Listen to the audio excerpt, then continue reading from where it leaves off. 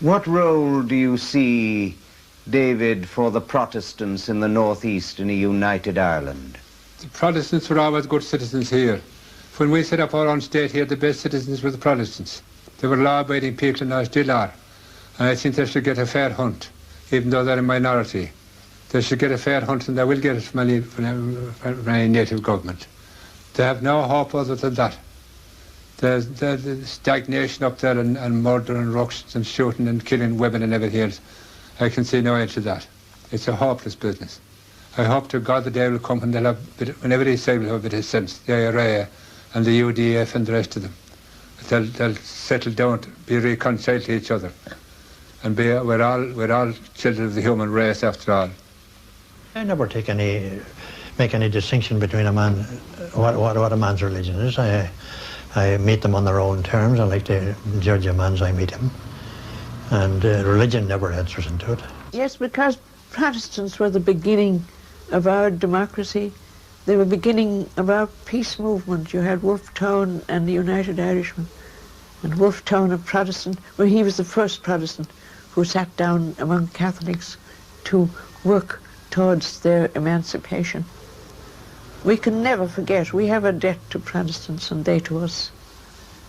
And I'm very confident that if there was a withdrawal, there would be no bloodbath.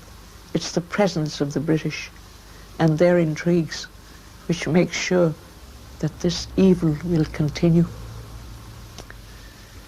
And if you go all through our history for the last, let's call it 200 years, there have been some wonderful Protestants. Thomas Davis, the man that I quoted to you there, was a Protestant. Wolfe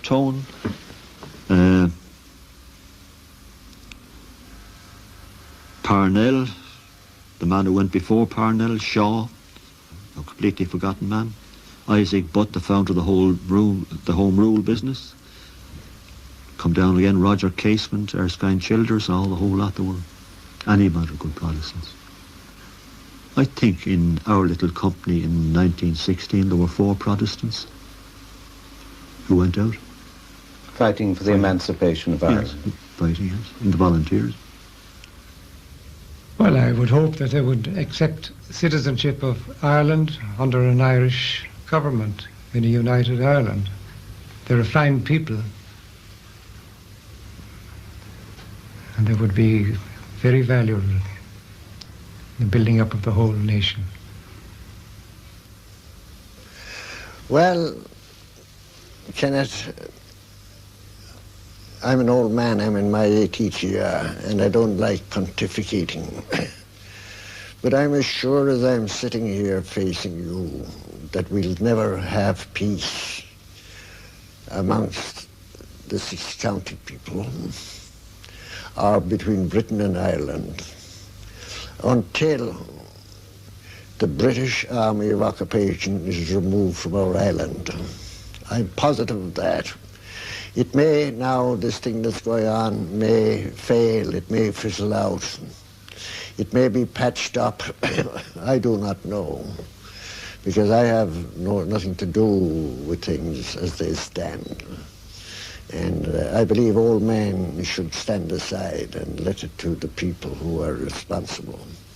But I'm as positive as day follows night, and night follows day, and that rivers flow, that you'll never have peace in this country until the British Army and its administration in the 6 counties is shifted. And I see the danger there of sectarian warfare. But I believe that both Catholic and Protestant in the north, if the British were out of the way, you may have isolated incidents of madmen, as you will always have.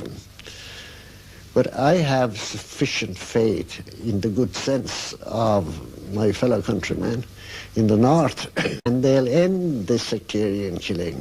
You may have some of it, but in the long run, it will be the one hope for the Irish people.